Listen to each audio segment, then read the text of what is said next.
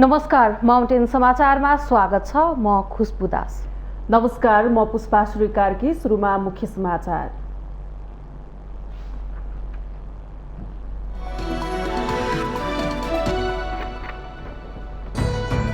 नेकपा माओवादी केन्द्रको अध्यक्षमा पुष्पकमल दाहाल विरोध निर्वाचित। आफ्नो काँधमा ठूलो जिम्मेवारी थपिएको अध्यक्ष दाहालको भनाई।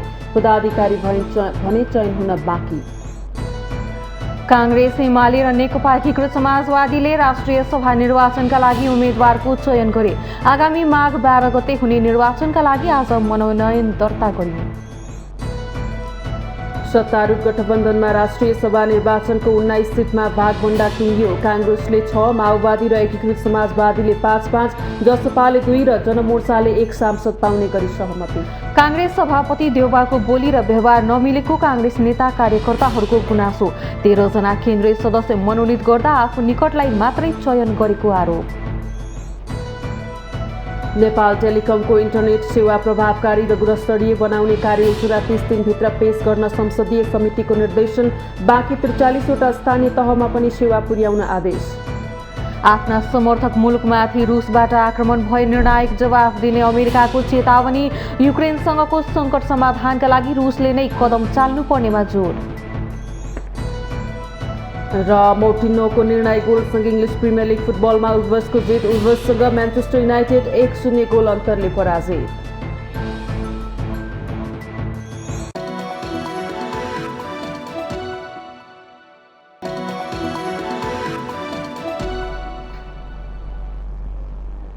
अब समाचार विस्तारमा। नेपाल कम्युनिस्ट पार्टी माओवादी केन्द्रको अध्यक्षमा पुष्पकमल दाहाल निर्विरोध निर्वाचित हुनुभएको छ। माओवादी केन्द्रको सोमबार बसेको नवनिर्वाचित केन्द्रीय कमिटिको बैठकले पार्टी अध्यक्षमा दाहाललाई निर्विरोध चयन गरेको हो। केन्द्रीय कमिटिको पहिलो बैठकमा नवनिर्वाचित केन्द्रीय सदस्यहरूले शपथ ग्रहण गरेसँगै अध्यक्षमा दाहाललाई चयन गरिएको हो। सोमबार ललितपुरमा बसेको पहिलो बैठकमा नेता नारायण काजी श्रेष्ठले गरेको प्रस्तावमा कृष्ण बहादुर महराले समर्थन जनाउनु भएको थियो। पार्टी अध्यक्षको जिम्मेवारी पाएसँगै बैठकलाई सम्बोधन गर्दै अध्यक्ष दाहालले आफ्नो काँधमा ठूलो जिम्मेवारी थपिएको बताउनुभयो। फेरि एकचोटि अध्यक्ष पदको शपथ लिएर तपाईहरुका अगाडि उभिँदा र यो मञ्चबाट आम नेपाली जनतालाई सम्बोधन गर्दै गर्दा मैले फेरि राष्ट्र र जनताप्रति म आभारी भएको महसुस गरेको छु र मलाई राष्ट्र र जनताको सेवा गर्ने फेरि एकचोटि ठुलो जिम्मेवारी आएको मैले महसुस गरेको छु। उहाँले अध्यक्षको शपथ लिँदा राष्ट्र र जनताप्रति आभारी भएको महसुस गरेको भन्दै पुनः एकपटक राष्ट्र र जनताको सेवा गर्ने अवसर पाएको बताउनुभयो। अध्यक्ष दाहालले आफू बिनाको माओवादी पार्टीको भविष्यबारे अनेक टीका टिप्पणी हुने गरेको भन्दै आफू नहुँदैमा माओवादी आन्दोलन नसिद्धिने पनि बताउनुभयो। माओवादी पार्टी के हुन्छ भन्ने प्रश्न नै गलत छ। माओवादी एउटा क्रान्तिकारी आन्दोलन हो, एउटा क्रान्तिकारी विचार हो र यसले इतिहासमा निकै ठुलो त्याग र बलिदानको आधारभूमि खडा गरेको छ। युगान्तकारी परिवर्तनको आधारशिला खडा गरेको छ। त्यसकारण प्रचण्ड नहुँदैमा या अर्को नहुँदैमा माओवादी आन्दोलन सिद्धिने हुन सक्दैन। मैले पटक पटक भन्ने गरेको छु। उहाँले पार्टी अध्यक्षको हैसियतले देशको सेवा गर्न आफ्नो लागि यो कार्यकाल अन्तिम अवसर र अन्तिम चुनौती भएको पनि प्रश्न पार्नुभयो। पदाधिकारीका अरू पदमा भने टुङ्गो लागेको छैन। माओवादीमा 1 अध्यक्ष, 1 वरिष्ठ उपाध्यक्ष, 6 उपाध्यक्ष, 1 महासचिव, 2 उपमहासचिव, 3 सचिव र 1 कोषाध्यक्ष रहने व्यवस्था छ। यसैबीच माओवादी केन्द्रको केन्द्रीय समिति बैठक आगामी पुस 25 गते बस्ने गरी स्थगित गरिएको छ।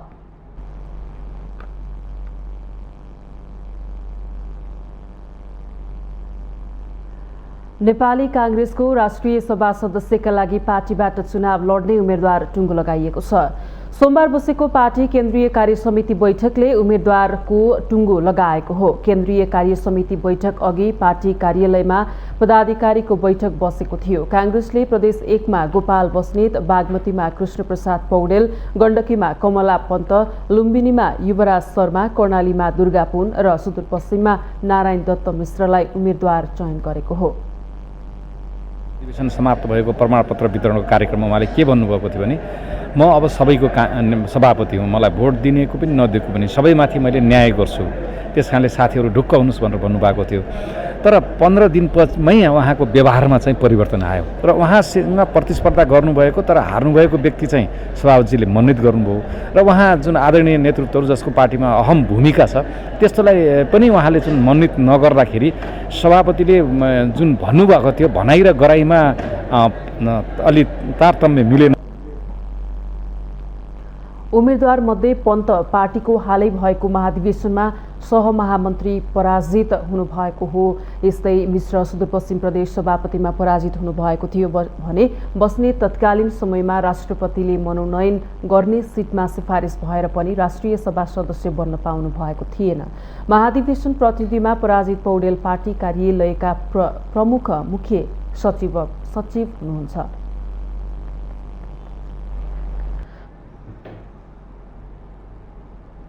नेकपा एमाले राष्ट्रिय सभा सदस्यका 19 जना उम्मेदवारहरूको टुङ्गो लगाएको छ। एमालेको सचिवालयको बैठकले माघ 12 गते हुने राष्ट्रिय सभा सदस्यका लागि हुने चुनावका लागि 19 सिटका उम्मेदवारको टुङ्गो लगाएको हो। प्रदेश 1 मा खुलातर्फ देवराज घिमिरे, महिलातर्फ सुमित्रा भण्डारी र अल्पसंख्यकतर्फ सोनाम ग्याल्जेन शेर्पा राष्ट्रिय सभाका लागि राष्ट्रिय सभा सदस्यको उम्मेदवार हुनुभएको छ। यसैगरी प्रदेश 2 मा खुलातर्फ सर्फी भिनवार यादव र महिलातर्फ बिना शाह छन्। बागमतीमा खुलातर्फ गोपाल शाक्य र महिलातर्फ निरकुमारी कुँवर, गण्डकीमा खुलातर्फ पुण्य प्रसाद पौडेल, महिलातर्फ लीला पोखरेल थनेट र दलिततर्फ गोविन्द बहादुर नेपाली, लुम्बिनीमा खुलातर्फ रामदयाल गुप्ता, महिलातर्फ भारती खनाल र दलिततर्फ कृष्ण बहादुर सुनार, कर्णालीमा खुलातर्फ चूडामणि शर्मा, महिलातर्फ गंगा थापा महत र अल्पसंख्यकतर्फ पदम बहादुर माझी, सुदूरपश्चिममा खुलातर्फ डिलीराज भट्ट र महिलातर्फ सन्तोष कुमारी शर्मा र दलिततर्फ नरेश विकलाई एमालेले उम्मेदवार बनाएको छ। 12 माघमा हुने निर्वाचनका लागि आज मनोनयन दर्ता हुँदैछ। राष्ट्रिय सभा सदस्यको निर्वाचनका लागि सत्तारूढ दलहरूले पनि सिट बाँडफाँड गरिसकेका छन्। एमालेलाई राष्ट्रिय सभामा 8 सिट जोगाउनु पर्ने चुनौती छ।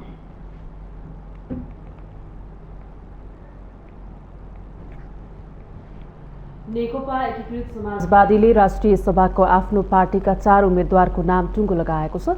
सो पार्टीको केन्द्रीय सचिवालयको बैठकले उम्मेद्वार छनौट गरेको हो। नेकपा यसका प्रचार विभागका प्रमुख जगन्नाथ खतिवड़ाका अनुसार प्रदेश 1 मा जयन्ती राई, बागमतीमा गोमा तिमल सिन्हा, लुम्बिनीमा राजेन्द्र लक्ष्मी गैरे, कर्णालीमा उदय बोहरा, सुदूरपश्चिमबाट मदन कुमार शाहलाई उम्मेद्वार बनाउने निर्णय गरेको हो। माघ 12 गते हुने निर्वाचनका लागि आज उम्मेदवारी दर्ता गर्ने कार्यक्रम रहेको छ।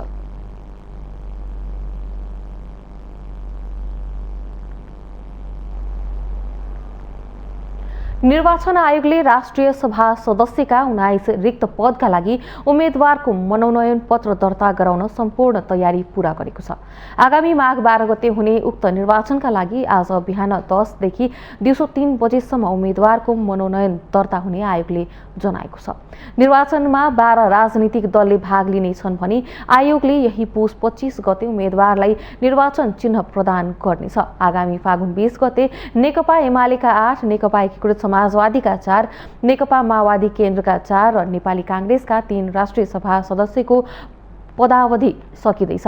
सदस्यको पदावधि समाप्त हुँदै 35 दिन अघि नै निर्वाचन गर्नुपर्ने प्रावधान छ। उक्त निर्वाचनमा नै 9 राजनीतिक दलले सबै प्रदेशमा र 3 दलले प्रदेश विशेषमा मात्र भाग लिनेछन्। नेपाली कांग्रेस, नेकपा एमाले, नेकपा माओवादी केन्द्र, नेकपा एकीकृत समाजवादी, राष्ट्रिय जनमोर्चा, नेपाल लोकतान्त्रिक पार्टी, जनता समाजवादी पार्टी, राष्ट्रिय प्रजातन्त्र पार्टी र नेपाल परिवार दलले सबै प्रदेशमा भाग लिनेछन्। लोकतान्त्रिक समाजवादी पार्टी प्रदेश नम्बर 2 र सुदूरपश्चिम प्रदेश, नेपाल मजदुर किसान पार्टीले, बागमती र ऐतिहासिक प्रजातान्त्रिक जनता पार्टी नेपालले प्रदेश प्रदेश नम्बर 2 मा मात्र भाग लिने जानकारी दिएको छ। निर्वाचनका लागि यसअघि नै निर्वाचन अधिकृतको नियुक्ति तथा मतदान स्थल र मतदान केन्द्र तोकिसकिएको छ। निर्वाचनका लागि निर्वाचनमा प्रदेश सभा सदस्यको मतभार 48 र पालिका प्रमुख तथा उपप्रमुखको मतभार 18 हुनेछ। निर्वाचनमा स्थानीय तहका 1493 र प्रदेश सभाका 532 मतदाता रहनेछन्। निर्वाचनबाट 7 महिला, 3 दलित, 2 अपाङ्गता भएका व्यक्ति वा अल्पसंख्यक र 7 अन्य समूहका उम्मेद्वार निर्वाचित हुनेछन्। प्रबुद्ध वर्गको प्रतिनिधित्व रहने 59 सदस्यीय राष्ट्रिय सभाका 1/3 सदस्य प्रत्येकको 2 वर्षमा पदावधि समाप्त हुने संवैधानिक व्यवस्था छ।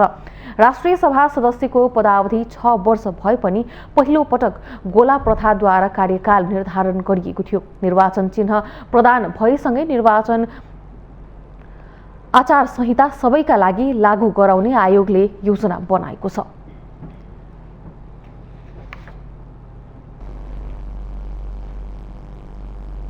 राष्ट्रिय सभा सदस्यको निर्वाचनका लागि सत्तारूढ दलको गठबन्धनको लिस्ट सिट बाँडफाँडको निर्णय गरेको छ।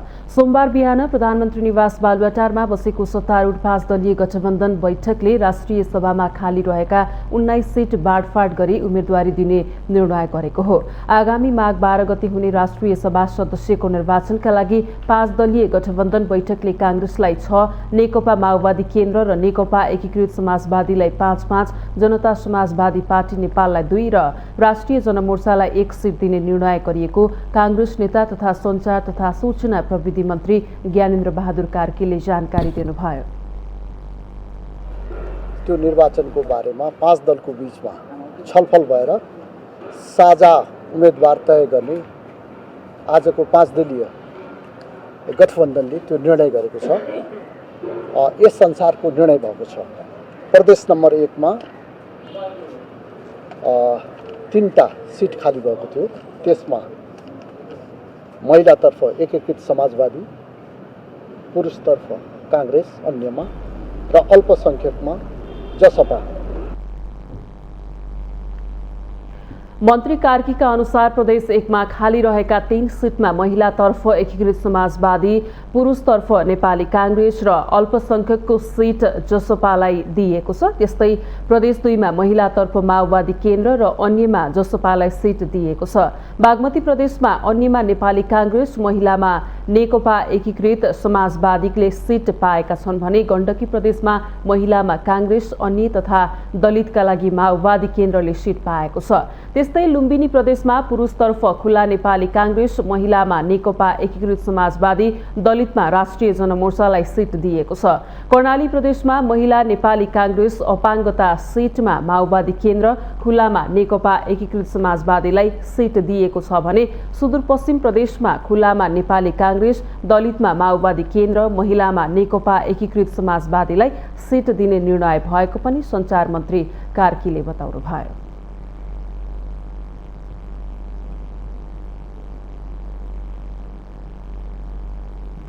माउन्टेन समाचारमा पालो भएको छ विश्रामको।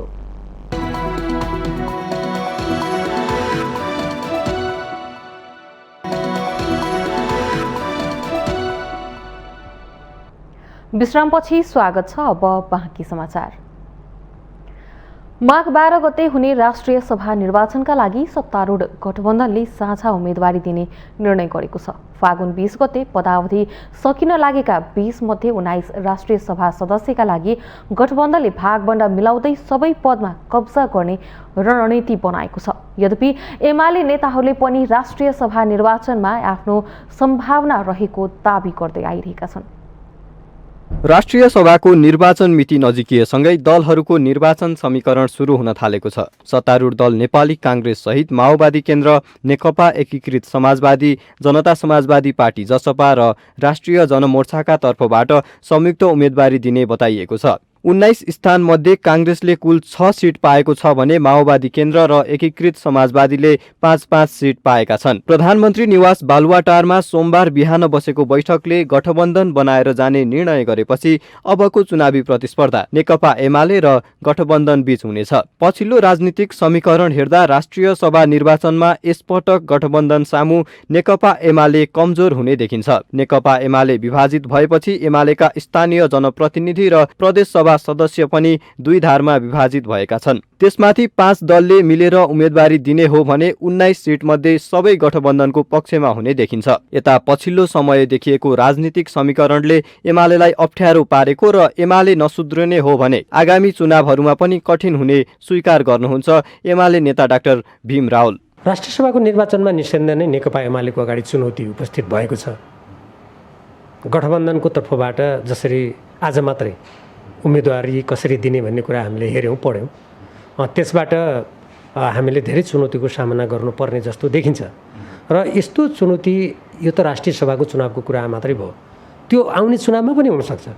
यसअघि राष्ट्रिय सभा उपनिर्वाचनमा नेकपा एमालेका उम्मेद्वार रामबहादुर थापालाई पराजित गर्दै गठबन्धनका तर्फबाट खिमलाल देवकोटा विजयी भइसक्नु भएको छ। गत स्थानीय तहको निर्वाचनमा सबैभन्दा धेरै सिट जितेको आधारमा एमाले नेताहरूले स्थानीय तहमा आफ्नो पकड राम्रो रहेको दावी गर्दै आइरहेका छन्। तर एमालेलाई 0 सिटमा सीमित गर्न रणनीति बनाइरहेको गठबन्धन नेताहरू ढुक्क जस्तै देखिन्छन्। अब यसमा त मिलेर जानुपर्ने भयो नि त, जित्नको लागि त एक्लै जाँदाको लागि तपाईँले यो त निर्वाचन त जित्न पनि पर्यो, जित्ने सङ्ख्या पनि त हामीसँग हुनु पर्यो नि त। तपाईँको स्थानीय तहदेखि प्रदेशका सांसदहरूले चाहिँ मतदान गर्ने भएको हुनाले त्यसको सङ्ख्या पनि हामीलाई हुनु पर्यो। यो चुनाव भनेको एउटा चाहिँ रणनीतिक पनि विषय हो होइन। 5 दलको बिचमा सत्ता गठबन्धन छ अहिले, त्यसलाई चाहिँ हामीले जीवन्त राख्नको लागि पनि सहमतिबाटै उम्मेदवारी दिने, दलहरूलाई चाहिँ सम्मानजनक किसिमले सम्बोधन पनि हुने, सम्मान पनि हुने,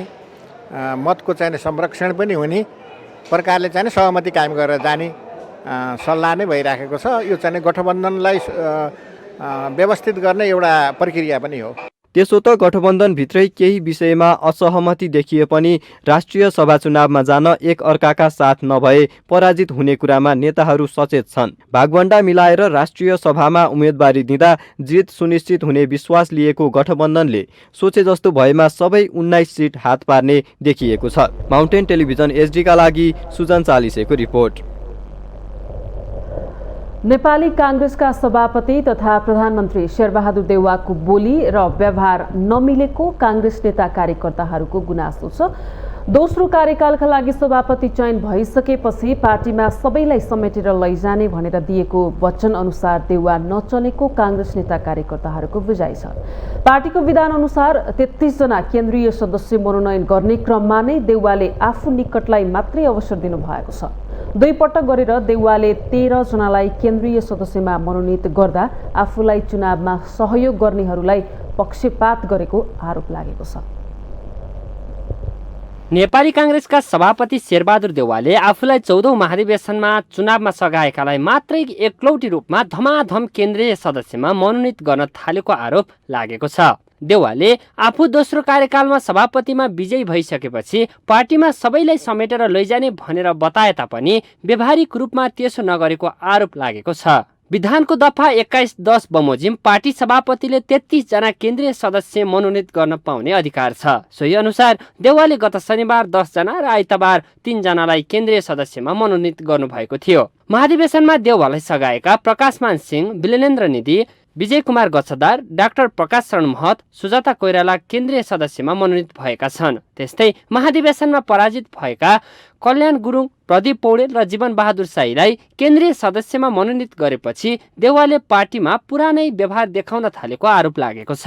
अब यो त मापदण्ड त त्यस्तो केही छैन। पार्टीमा लामो समय काम गरेका सबै मानिसहरू हुनुहुन्छ, एकजना त शहीद व्यक्ति पनि हुनुहुन्छ र अब त्यसमा चाहिँ फेरि तपाईँले महिलादेखि सबै कुरा पनि मिलाउनु पर्ने थियो र यसमा फेरि अब गठबन्धनको पनि चाहिँ सँग पनि मिलेर कतिपय ठाउँमा चुनाव लड्नु पर्ने भावनाले पनि यो सबै मापदण्डको आधारमा चाहिँ यी उम्मेदवारहरू चाहिँ छनौट गरिएको छ र यी उम्मेदवारहरू हाम्रो पार्टीको तर्फबाट पठाइएको छ। सबै योग्य मानिसहरूलाई चाहिँ उम्मेदवार काङ्ग्रेस विधानको दफा 21ले सभापतिलाई 33 जना केन्द्रीय सदस्यमा मनोनित गर्ने अधिकार दिए तापनि हालसम्म देउवाले 13 जना मनोनित गरिसक्नु भएको छ, जसमा निकटतम प्रतिस्पर्धी डाक्टर शेखर कोइरालाको समूहबाट प्रतिस्पर्धा गरी पराजित भएका नेताहरूलाई भने समेट्न सक्नु भएन। देउवा पक्षका नेताहरूले यसलाई सभापतिले आफ्नो अधिकार प्रयोग गरेको आरोप व्याख्या गरेका छन् भने कोइराला पक्षका नेताहरूले गुटबन्दीको सुरुवात गरेको आरोप लगाएका छन्। भर्खरै मनोनयन भएको कुरामा एकलौटी ढङ्गले भयो भन्ने कुरा राख्नुभयो कि यहाँ कसरी एकलौटी ढङ्गले भयो त? त्यहाँ हामीले चाहिँ नि मनोनयन गरेको व्यक्तिहरू, मनोनयन गरेको नेताहरू हेर्दाखेरि सबैलाई मिलाएर चाहिँ नि समेटेर समावेशी बनाएर लानुभएको छ। उहाँले नेताहरूसँग सरसल्लाह गरेरै बनाएको भन्ने पनि बाहिर आइराखेको छ र यसलाई एकलौटी ढङ्गले भएको भन्ने कुरा चाहिँ म मान्दिनँ। 14औं महाधिवेशनबाट सभापतिमा दोहोरिएका देउवासँगै पदाधिकारी र केन्द्रीय सदस्यमा उहाँकै प्यानलले बहुमत ल्याएको थियो। हाल पदाधिकारी सहित निर्वाचित 134 जनामा देउवा पक्षका 110 जना छन्, जुन 2/3 भन्दा बढी हो। सभापतिमा पुनः निर्वाचित भइसकेपछि पार्टीमा सबैलाई समेटेर जाने वचन दिएका देउवाले व्यवहारमा भने तटस्थ र निष्पक्ष हुन सकेको देखिँदैन। मनोनित केन्द्रीय सदस्यमा पनि एकलौटी गर्दा केन्द्रीय सदस्यमा पनि देउवाको दबदबा हुने प्रष्टै देखिन्छ। माउन्टेन टेलिभिजन एचडीका लागि बटुक राजगिरीको रिपोर्ट। भौतिक पूर्वाधार तथा यातायात मन्त्री रेणु कुमारी यादवले काममा खट्ने इन्जिनियरहरूको अभावका कारण विकास निर्माणको काम तीव्रता दिन नसकेको गुनासो गर्नुभएको छ। सोमबार भएको प्रतिनिधि सभा अन्तर्गतको अर्थ समितिको बैठकमा बोल्दै मन्त्री यादवले मन्त्रालयमा काममा खट्ने इन्जिनियरहरूको अभावको कारण विकास निर्माणको कामलाई तीव्रता दिन नसकिएको गुनासो गर्नुभएको हो। मन्त्री यादवले पूर्वाधार निर्माणको काममा खट्ने इन्जिनियरको अभाव भएको र भएका इन्जिनियरहरू पनि पढाइ लगायत विभिन्न विधा लिएर काठमाडौँमै बस्न थालेकाले अझ बढी समस्या भएको बताउनुभयो। 80 जना पढाइको नाममा विभिन्न बहानाको कारणले काठमाडौँमा बस्दिन अवस्था। म आजै निर्देशन दिएको छु, 1 जना 2 जनाले कुन पढाइ छ भने पढाइ विधा लिनु पर्यो, नत्र सबैले आफ्नो ठाउँमा जानुपर्छ। सानो देशमा चाहिँ हुम्ला जुम्ला जानु पर्यो कि सप्तरी जानु पर्यो, कुन ठाउँमा सबैले पठाउनुहोस्। यो काठमाडौँ बस्ने अवस्था छैन। त्यस्तै कृषि तथा पशुपक्षी विकास मन्त्री महेन्द्र राय यादवले कृषि मन्त्रालय अन्तर्गतका ठूला परियोजनाको काम गर्न कर्मचारीको अभाव भएको बताउनु भएको छ। मन्त्री यादवले कर्मचारी अभावकै कारण बजेट समयमा खर्च हुन नसकेको बताउनुभयो। उहाँले यस वर्ष पनि सरकारले समयमै मल दिन नसक्ने बताउँदै अनुदानको मल ल्याउन टेन्डर प्रक्रिया लामो हुने भएकाले समयमा मल नआउने बताउनुभयो। 300 हरारीमा आउँथ्यो र अहिले आएर 1100 कहिलेकाहीँ मूल्य हुन्छ। त्यसकारणले यो अन्तर्राष्ट्रिय बजारमा नै यसको अभाव देखिएको छ र अब टेन्डर प्रक्रियाबाट लिनको लागि धेरै लामो समय लाग्ने र टेन्डर लिइसकेका ठेकदारहरूले त्यति बेला लिएको मूल्यमा होइन, अब थोरै मूल्यमा लिएको थियो र त्यो मूल्य अहिले 81 वृद्धि हुँदाखेरि ठेकदारले लिन नचाहेको। त्यस्तै बैठकमा समिति सदस्य नेकपा एमालेका सांसद सुरेन्द्र पाण्डेले कर्मचारी संयन्त्रले संघीयता नरुचाएको भन्दै कर्मचारीहरूको यस्तो प्रकृतिले विकास निर्माण तथा संघीयता कार्यान्वयनमा मात्र नभई बजेट खर्चमा समेत प्रत्यक्ष असर परेको बताउनुभयो।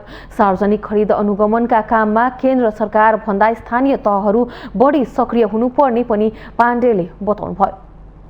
कहिले संघीयता चाहिएको छ? जागिर खान परेको छ। दार्चुला गएर चाहिँ ओपेन गर्यो भने दार्चुला एप्लाई गर्छ, अनि सोर्स लाउन थाल्छ। यो स्वरूप हेर्न मिल्दैन भन्ने पनि उसलाई थाहा छ, अनि सोर्स लाउन थाल्छ र म चाहिँ अब पहिला नजिक आउनु खोज्छ, त्यसपछि घुम्दै काठमाडौँ आउँछु भन्छ। उसलाई संघीयता चाहिएको छैन। तर त्यो ट्रान्सफर त त्यहाँ त हुँदैन भने थाहा छ नि, किन जागिर खान जान्थे? टिकाले पाउँथे नि बरु, होइन? त्यो एउटा लेभलका छ के, तर तल चाहिँ त छैन। अर्थ समितिले विकास बैठकमा बजेट बढी छुट्याइएका मन्त्रालयहरूले पुँजीगत खर्च गर्न नसक्नुको कारणबारे विभागीय मन्त्री र सचिवहरूसँग जवाफ मागेको थियो।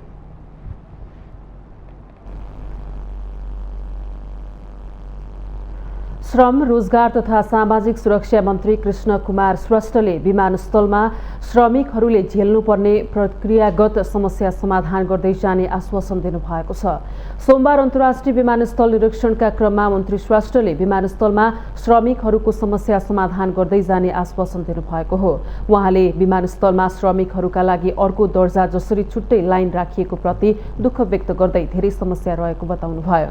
मन्त्री श्रेष्ठले इपिएसबाट कोरिया जान लागेका 164 जना श्रमिकलाई इज्जत र व्यवस्थापनका साथ पठाउनका लागि विमानस्थल पुगेको बताउनुभयो। कोरियाको ठुलो टिम 164 जना इपिएस अन्तर्गत कोरिया जाँदै भन्ने भएर उहाँहरूलाई पनि बिदाई पनि गर्ने, सँगसँगै यहाँ कसरी यसलाई सुधार गर्न सकिन्छ, जाने कामदारहरूलाई अलिकति इज्जत साथ कसरी हामीले व्यवस्थापन गरेर पठाउन सकिन्छ भनेर सिङ्गो मन्त्रालयको टिम नै आज हामी यहाँ। रोजगार तथा सामाजिक सुरक्षा मन्त्री श्रेष्ठले विमानस्थलमा धेरै कुराहरूको कमी रहेको अनुभूति मन्त्रालयलाई भएको भन्दै क्रमशः कमजोरीहरूको समाधान गरिने बताउनुभयो।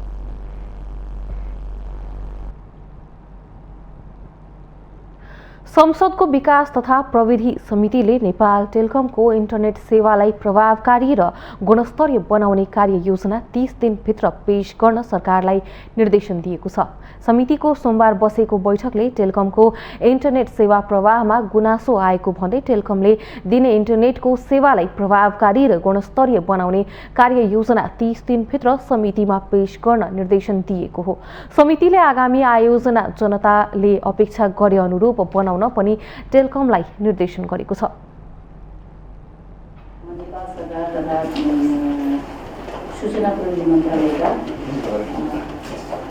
सचिव तथा सम्बद्ध पदाधिकारीहरू नेपालको सञ्चार प्राधिकरणको अध्यक्ष तथा सम्बद्ध पदाधिकारीहरू टेलिकम प्रबन्ध निर्देशक तथा सम्बद्ध अधिकारीहरूसँग नेपाल टेलिकमको सेवा प्रभावकारिताका सम्बन्धमा विस्तृत छलफल गर्दै निर्णय।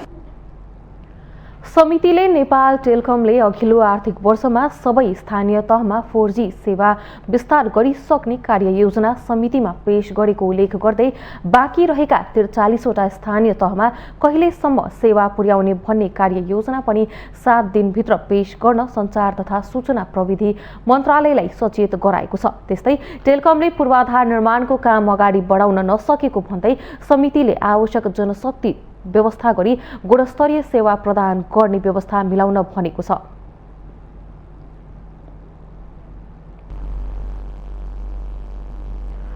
सञ्चार तथा सूचना प्रविधि मन्त्रालयका सचिव डाक्टर वैकुण्ठ अर्यालले नेपाल टेलिकमको प्रबन्ध निर्देशक बनाउने कार्यविधि कुनै व्यक्ति विशेषका लागि नभएको बताउनु भएको छ। सोमबार प्रतिनिधि सभा अन्तर्गतको विकास तथा प्रविधि समितिको बैठकमा नेपाल टेलिकम प्रबन्ध निर्देशक नियुक्तिको कार्यविधि कुनै व्यक्ति विशेषको लागि नभएको प्रस्ट्याउनु भएको हो। सचिव अर्यालले कार्यविधि समितिको निर्देशनको आधारमा नै बनेको बताउनुभयो। कुनै व्यक्ति विशेषलाई टार्गेट गरेर पक्कै पनि ल्याइएको होइन नै, कुनै पनि हदमा होइन। कुनै व्यक्ति विशेषलाई टार्गेट गरेर ल्याउने गरिकन बन्द पनि बन्दैन। यदि त्यो हो भनेदेखि त 9 जनाको एप्लिकेसन पनि पर्दैन थियो होला। कुनै व्यक्ति विशेषलाई मात्रै एकदम त्यो टेक्निकबाट नै बनाएको भनेदेखि पक्कै पनि आउँदैन थियो। उहाँले पछिल्लो समय नेपाल टेलिकमका ग्राहक बढ्दै गएको जानकारी पनि समितिलाई गराउनुभयो।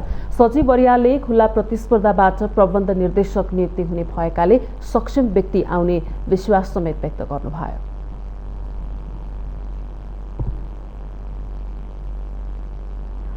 माउन्टेन समाचारमा पालो भएको छ विश्रामको।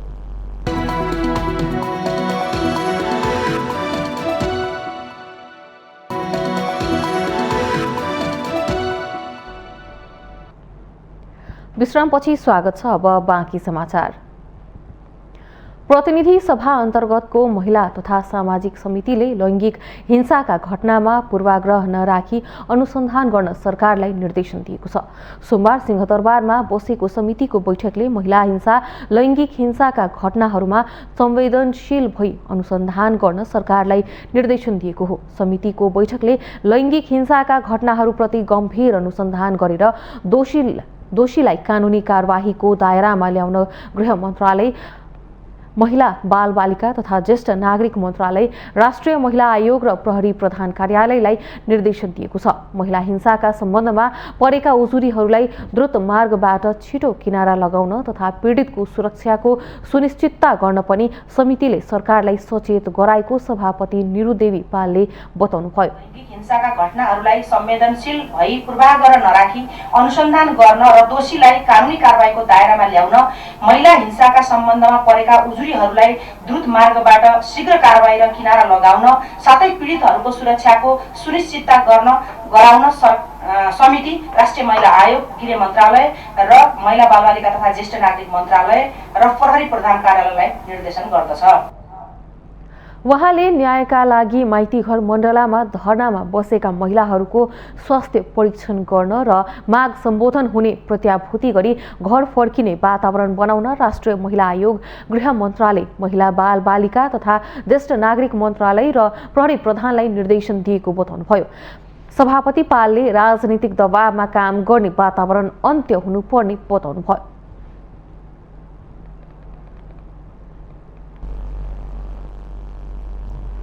कोरोना भाइरसको नयाँ भेरिएन्ट ओमिक्रोन विश्वका 100 बढी देशहरूमा फैलिसकेको छ। नयाँ भेरिएन्टको जोखिम बढिरहेको भन्दै छिमेकी मुलुक भारतका विभिन्न शहरहरूमा निषेधाज्ञा जारी भइरहँदा नेपालमा भने यस सम्बन्धी सतर्कता शून्य जस्तै छ। नेपाल लगायत विश्वभर कोरोना भाइरसको नयाँ भेरिएन्ट ओमिक्रोनको जोखिम बढिरहेको विश्व स्वास्थ्य संगठनले जानकारी दिएको छ। यस भेरिएन्टको जोखिमलाई मध्यनजर गर्दै भारत, बंगलादेश लगायतका देशका कतिपय शहरहरूमा विद्यालय बन्द गरिएका छन् भने अन्य पेशा व्यवसायमा पनि शर्त बन्देजहरू लगाइएको छ। तर नेपाल भारत नाकामा भने बिना कुनै चेक जाँच निर्वाध आउजाउ चलिरहेकै छ। सरकारले न त नाकामा कडाई गरेको छ न त अन्तर्राष्ट्रिय विमानस्थलमा नै। ओमिक्रोन भेरिएन्ट तीव्र रूपमा फैलिँदा नेपालमा पनि फेरि निषेधाज्ञा हुने त होइन भन्ने आम मानिसमा त्रास बढ़िरहेका बेला स्वास्थ्य तथा जनसंख्या मन्त्रालयले भने हाल निषेधाज्ञा नगरिने, बरु खोपको दायरा बढाई अन्य सतर्कतामा जोड़ दिने बताएको छ। अहिले हालको सिचुएसन हेरेर त अहिले हाम्रो लकडाउनको कुनै तयारी पनि छैन र हाम्रो देशमा जुन संक्रमणलाई जुन हाम्रो संक्रमणको दर छ त्यसलाई हामी क्लोजली वाच गरिरहेछौँ हैन र यसबारेमा निर्णय अहिलेसम्म हामीले कुनै पनि निर्णय आइसकेका छैन। तथापि अब हामीले र्यापिड एक्सन प्लान हैन, अब यो ओमिक्रोनको जुन यो संक्रमण दर बढ्दैछ, ओमिक्रोन त नभनौँ कोभिडको संक्रमण दर जुन बढिरहेछ र ओमिक्रोनको जुन आउन चाहिँ अब जस्तो इन्डियामा पनि केसेसहरू बढ्न थाल्यो भने भन्दाखेरि अब हामीले पनि आफ्नो तयारी सुरु गर्नुपर्छ।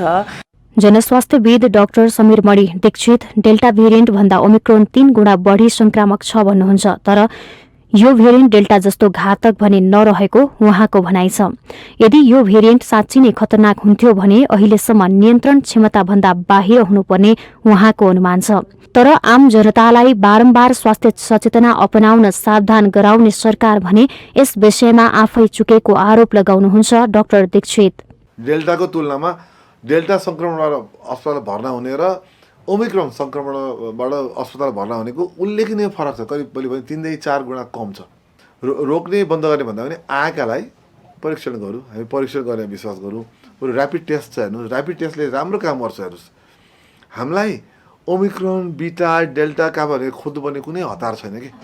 हामीलाई त कोही व्यक्ति संक्रमित छ कि छैन, छ भने तुरन्त पत्ता लगाउँ, त्यो हुनुपर्छ हाम्रो उद्देश्य। त्यो उद्देश्य पालना गर्ने हो भने हाम्रो जुन नाकाबाट भित्री हुनुहुन्छ हाम्रो नेपालीहरू अथवा विदेशी हुनसक्छ, उहाँलाई सम्बन्धित निकाय, नेपाली हो भने आफ्नो स्थानीय जुन तहको लोकल गभर्नेन्समा जो हुनुहुन्छ हेल्थ डेस्कको उहाँले टेस्ट गर्नु पर्यो। हाल नेपालमा जनस्वास्थ्यविदहरूको अनुरोधमा जिन सिक्वेन्सिङ गर्ने मेसिन ल्याइएको छ। पहिलो पटक नेपालमा ओमिक्रोन सोही मेसिनद्वारा पत्ता लगाइएको थियो। भाइरसका विभिन्न भेरिएन्टहरू आइरहँदा व्यक्ति आफै पनि सतर्क रहने तथा सम्बन्धित निकायले पनि यसको नियन्त्रणमा प्रभावकारी कदम चाल्न आवश्यक छ। माउन्टेन टेलिभिजन एचडी का लागि क्यामेरामा प्रदीप घलानका साथ बिन्दु अधिकारीको रिपोर्ट। चिसोसँगै डडेलधुरामा पेट दुख्ने, निमोनिया, रुगा खोकी लगायत रोगका बिरामीको संख्या बढ्न थालेको छ। चिसो सुरु भएसँगै अस्पताल तथा स्वास्थ्य संस्थामा बिरामीको संख्या बढ्दै गएको छ। चिसो बढेसँगै डडेलधुरा स्थित जिल्ला अस्पतालमा बिरामीको चाप बढेको छ। दैनिक 200 भन्दा बढी उपचारका लागि अस्पताल पुग्ने गरेका छन्। सुदूरपश्चिमका पहाडी जिल्लाहरूमा हिमपात भएसँगै 81 चिसो बढेपछि सुदूरपश्चिमको 7 पहाडी जिल्लाका बिरामीहरू डडेलधुरा अस्पतालमा उपचारका लागि पुग्ने गरेका हुन्। बच्चाहरूलाई बिमार थिए, एक बच्चा थिए, मामा छोरी अनि उपचारको लागि आएको छ। यो ज्वरो आउने अनि खाना नखाने समस्या छ चिसोले गर्दा। डडेलधुरा अस्पतालमा विशेष गरी मुख्य समस्या पेट दुख्ने, निमोनिया, बान्ता हुने, डायरिया, मौसमी रुगाखोकी लगायत अन्य खालका बिरामीहरूको संख्यामा वृद्धि भएको डडेलधुरा अस्पतालले जनाएको छ। लगभग दिनमा चाहिँ 200 भन्दा बेसी पेसेन्ट आउँछ। ज्वरो आउने, खोकी लाग्ने अनि त्यसपछि बान्ता गर्ने र डायरिया भनेर आउँछन्। हाम्रो अहिले चिसोले गर्दाखेरि म्याक्सिमम बच्चाहरूलाई यो निमोनिया नै हुने र कोल्ड एलर्जी भनेर पनि बच्चाहरू आइरहेछ। चिसो मौसममा बालबालिकाहरूमा निमोनियाको समस्या अधिक आइरहेको अस्पतालले जनाएको छ। अन्य व्यक्तिहरूमा रुगाखोकी लगायतको समस्या हुने भएकाले घर परिवारका सदस्यहरूले हेरचाहमा विशेष ध्यान दिनुपर्ने चिकित्सकको सुझाव छ। 81 चिसो बढेपछि बालबालिका र वृद्धा बढी प्रभावित बनेका हुन्। माउन्टेन टेलिभिजन एचडीका लागि डडेलधुरा सहकर्मी विमल जैरूको रिपोर्ट। हामीसँग आर्थिक, अन्तर्राष्ट्रिय र खेल समाचार बाँकी नै छन्। माउन्टेन समाचारमा पालो भएको छ विश्रामको।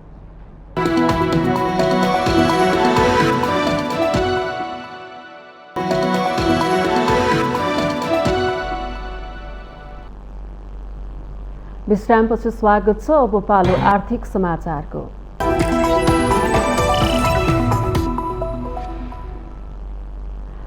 शेयर बजार परिसूचक नेप्सेमा साताको दोस्रो कारोबार दिन पनि वृद्धि भएको छ। सोमबार नेप्से परिसूचक 32.03 अङ्कले बढेर 2616.94 बिन्दुमा पुगेको हो। सोमबार 230 कम्पनीका 82,05,000 किता शेयर किनबेच हुँदा 4,53,30,17,000 रुपियाँ बराबरको कारोबार भएको छ। सोमबार पनि मध्य भोटेकोशी जलविद्युत कम्पनीको शेयर मूल्य 10% बढेर 177 रुपियाँ 10 पैसा पुगेको छ। त्यसैगरी गुराँस लघुवित्त वित्तीय संस्थाको शेयर मूल्य 9.45% बढेको छ भने एनआइसी एसिया लघुवित्त र साल ट्रेडिङको मूल्य 8% भन्दा बढी बढेको छ। यता रुरु जलविद्युत परियोजना, Nepal Bangladesh bank, Kalika power, Lumbini general insurance, United insurance र सूर्य लाइफ इन्स्योरेन्सको मूल्य भने 2% भन्दा बढीले घटेको छ। कारोबार रकमका आधारमा हिमालयन डिस्टिलरी शीर्ष स्थानमा रहेको छ भने सो कम्पनीको 28 करोड 44 लाख रुपियाँ बराबरको शेयर खरिद बिक्री भएको छ। त्यसैगरी अपी power, Shivam cement, Nobel bank र नेपाल बांग्लादेश बैंकको 12 करोड भन्दा बढीको शेयर खरिद बिक्री भएको छ। शेयर बजारमा 13 उपसमूह मध्ये उत्पादक तथा प्रशोधन उपसमूह बाहेक अन्य सबै उपसमूहको परिसूचक बढेको छ।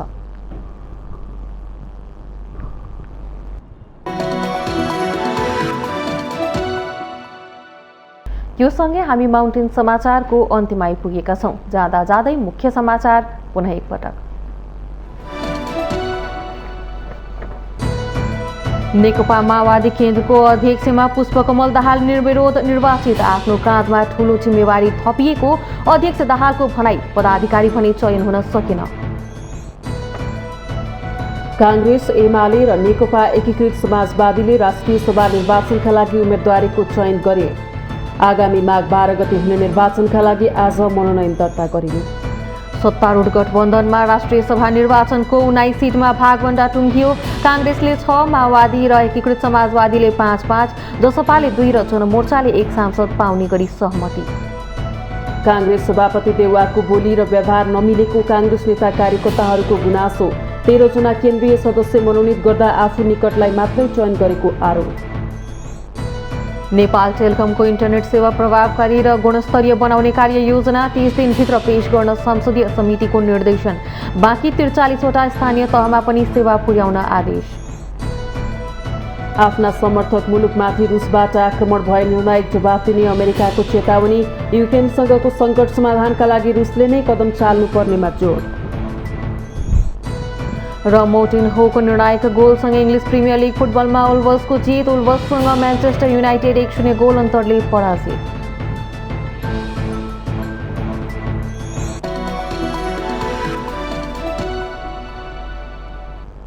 माउन्टेन समाचार अहिलेलाई सकियो। सत्य, तथ्य र निष्पक्ष समाचारका लागि हेर्दै गर्नुहोला माउन्टेन टेलिभिजन एचडी। नमस्कार।